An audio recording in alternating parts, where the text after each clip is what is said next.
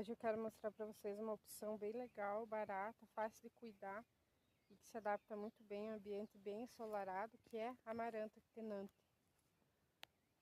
Ela é uma ótima opção, ela é bem bonita, pode ser usada como planta de forração, além de você ter um aspecto verdinho, bonito, ó, com todas essas listras aqui, essa folha toda bonita.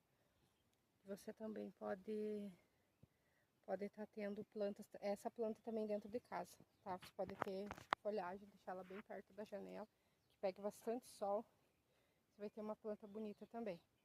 Eu gosto dela porque é uma opção bonita, que você colocar aqui fora, ela se adapta, né, a um ambiente bem ensolarado. Então, essa é a dica de hoje. Deixe seu joinha.